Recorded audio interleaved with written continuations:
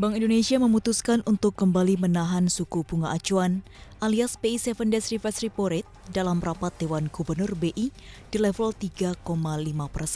Keputusan ini membuat suku bunga acuan bertahan di level tersebut sejak Februari 2021 atau 13 bulan terakhir. Level 3,5% menjadi suku bunga acuan yang terendah dalam sejarah Indonesia.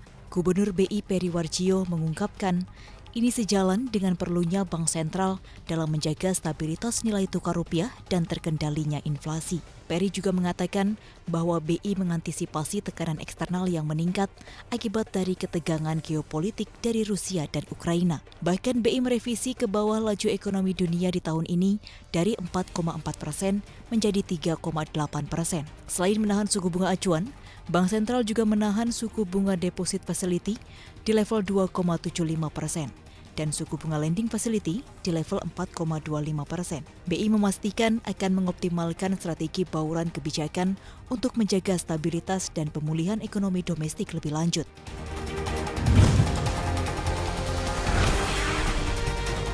Pemerintah mengklaim Indonesia mampu untuk menyetop pembangkit listrik tenaga uap atau PLTU batubara.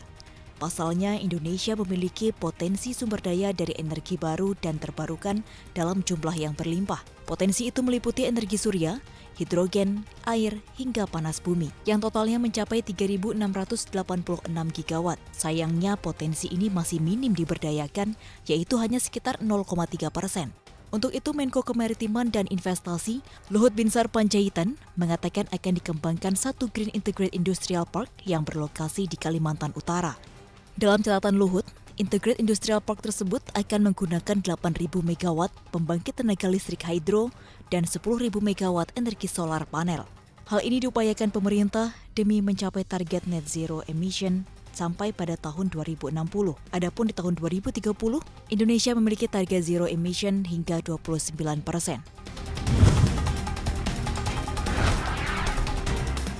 Minyak goreng kemasan yang sempat langka di pasaran kini mulai bermunculan di toko-toko retail.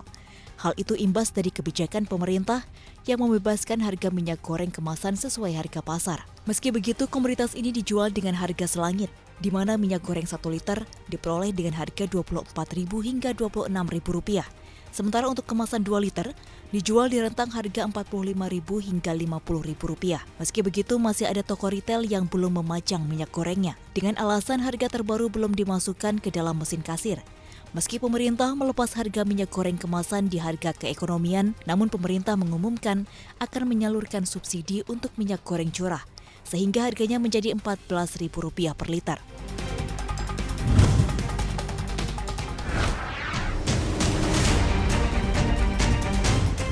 Badan Koordinasi Penanaman Modal atau BKPM menawarkan 47 proyek investasi unggulan di Indonesia. Proyek ini tersebar di 33 provinsi tanah air dengan total nilai Rp155,12 triliun. Menteri Investasi, Kepala BKPM, Bahlil Lahadalia menyatakan 47 proyek ini sudah dilengkapi pra-feasibility study sehingga memudahkan para investor untuk menindaklanjuti tawaran yang diberikan.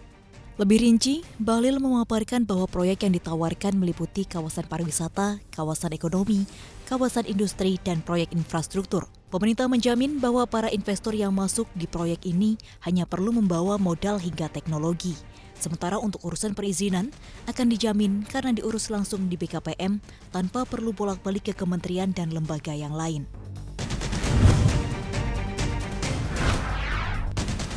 Sesuai dugaan pasar, Bank Sentral Amerika Serikat, The Federal Reserve, menyetujui kenaikan suku bunga pertamanya dalam lebih dari 3 tahun pada hari Rabu waktu setempat.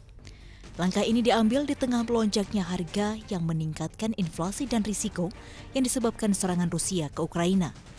The Fed telah mempertahankan suku bunga acuan mendekati 0 sejak awal pandemi COVID-19, namun akhirnya Komite Pasar Terbuka Federal atau FOMC memutuskan menaikkan suku bunga 25 basis poin. Gubernur The Fed Jerome Powell meyakinkan FOMC berkomitmen agar upaya memerangi inflasi tidak menggagalkan pemulihan dari pandemi COVID-19. Bahkan ketika serangan Rusia ke Ukraina membuat ketidakpastian baru dalam ekonomi. Powell pun mengakui bahwa inflasi kemungkinan akan memakan waktu lebih lama untuk kembali ke target The Fed di 2%. Di saat yang sama, FOMC juga merilis proyeksi ekonomi di 2022, di mana perkiraan pertumbuhan dipangkas menjadi 2,8% dari proyeksi 4% di Desember lalu.